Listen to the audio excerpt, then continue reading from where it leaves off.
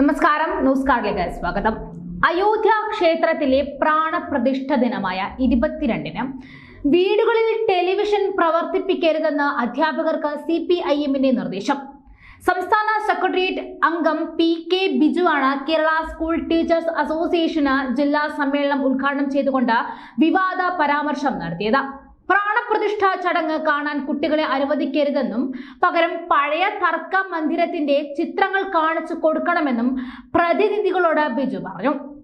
ഇല്ലാത്ത കുട്ടികളുടെ പേര് വ്യാജമായി എഴുതി ചേർത്തതിന് സസ്പെൻഷനിലായ അധ്യാപികയെ പ്രശംസ കൊണ്ട് മൂടിയത് വിവാദത്തിന് വഴിവെച്ചു.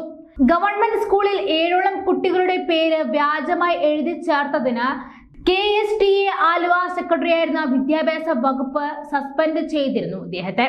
2 ദിവസം നീണ്ടിരുന്ന സമ്മേളനം ഇന്നലെയായിരുന്നു സമാപിച്ചത്. എറണാകുളം ജില്ലയിലെ ഏക മന്ത്രിയായ P രാജീവിനെ ഒഴിവാക്കിയായിരുന്നു സമ്മേളനം നടന്നത്. രാജീവിനെ മനഃപൂർവ്വം ഒഴിവാക്കിയതാണെന്ന് ആരോപണം ഉയർന്നിരുന്നു.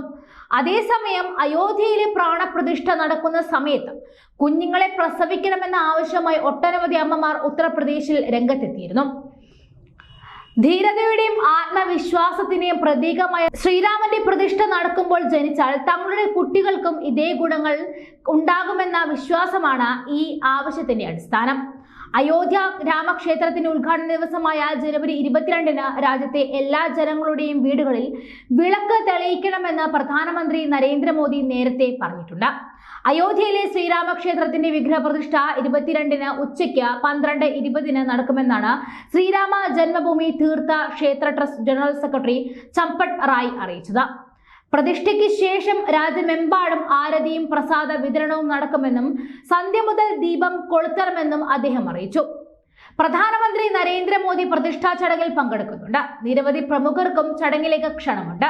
വിശ്വാസികൾ അന്ന് അയോധ്യയിലേക്ക് വരുന്നത് ഒഴിവാക്കണമെന്ന് പ്രധാനമന്ത്രി ആഹ്വാനം ചെയ്തിരുന്നു. അന്നേ ദിവസം ഉച്ചയ്ക്ക് 12:45 രാമക്ഷേത്ര ശ്രീകോവിൽ രാംല വിഗ്രഹം സ്ഥാപിക്കും.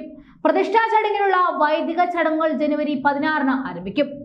ചടങ്ങിൽ പങ്കെടുക്കുവാനുള്ള ശ്രീരാം ജന്മഭൂമി തീർത്ഥ ക്ഷേത്ര ട്രസ്റ്റിന്റെ ക്ഷണം പ്രധാനമന്ത്രി നരേന്ദ്രമോദി സ്വീകരിച്ചതോടെയാണ് തീയതി ഉറപ്പിച്ചത്.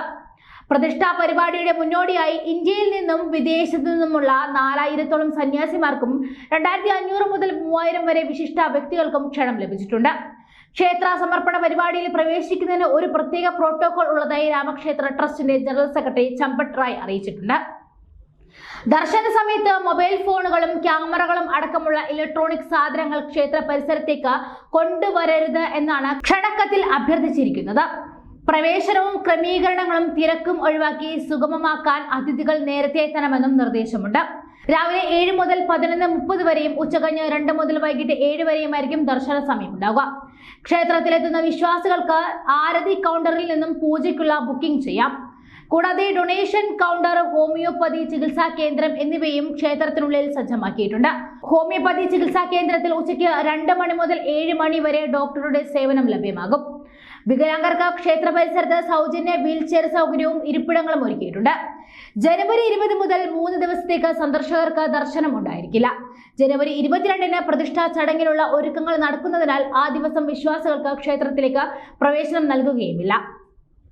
ക്ഷണിക്കപ്പെട്ട അതിഥികൾക്ക് ജനുവരി 22-ന് പ്രത്യേക ദർശനമുണ്ടായിരിക്കും. ജനുവരി 25-നായിരിക്കും പൊതുജനങ്ങൾക്കായി വീണ്ടും ക്ഷേത്രം തുറക്കുക.